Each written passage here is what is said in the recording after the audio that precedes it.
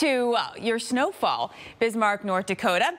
43.9 inches is how we added up our winter snow so far, and 26.3 is the average winter total. So we've pretty much doubled it, done quite well. 7th snowiest winter on record. It was sort of front loaded though. A lot of this came end of November. We had a couple of big storms, and then in December we had decent snowfall, and then things really kind of shut off by about the end of January. And February was not a snowy month for us, but of course we already had the snow to add it all up. Now right now we've got some light snow out there from Bismarck stretching down through Sioux Falls. A little enhancement just south of town where you're probably getting a coating of snow. The winds are very light, so when you saw that visibility reduced there, it's not because it's blowing around in the wind like it is in the Northeast. It's just snowing. So we got a little lake enhancement up here across the UP of Michigan and northern lower Michigan too. Lakes are still unfrozen, so that's going to be a factor perhaps today. But you'll notice that our forecast radar is not showing a whole lot of anything. It's a clipper that we're tracking, and clippers don't usually have a lot of moisture. This one won't, like typical clipper fashion. It'll move on through where you get some help from terrain, like in the Appalachians. We could pick up a couple of inches of snow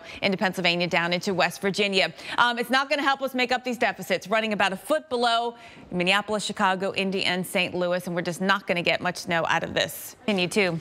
All right, it's the second week of the NASCAR season, and Kurt Busch has already made history here in studio. Kurt Busch, thanks so much for taking the time to stop by. Congratulations. Thank you. It's been an incredible week. Guys gear up. You have the big event right away, and then you just full force go right into it. Yeah, it's the best way to do that is to. So let's talk about the weather at Daytona. It ended up being pretty nice for the race itself, but leading up to it, not quite. All right, we'll see. That's a bit like Punxsutawney Phil predicting 6 more weeks of winter, but we will see.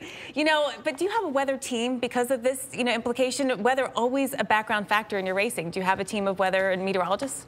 We don't necessarily have like a specific team, but we have to be able to predict when the rain will arrive. And if it's after, we'll implement it for sure. So in Atlanta this weekend, the weather actually looks pretty good. The Atlanta Motor Speedway has weather looks great. It's going to be in the low 60s. Is that good weather for you? What kind of race weather is perfect weather? Yeah, this is perfect weather coming up this. Growing up in Las Vegas, you probably had a lot of that great weather. But last year when you raced there, I mean, you literally had it all. Rain, sand, wind, everything rolling in. How did you handle that? Oh, that was bananas. At the start of the race in Vegas last year, we had a quick wind. You never know, it's unpredictable, and that's that tough time of year out there. All right, well, Kurt Busch, thank you so much. We're going to take that weather prediction for good weather for the rest of the NASCAR season. We'll take that one to the bank. No guarantees. Okay, no guarantees.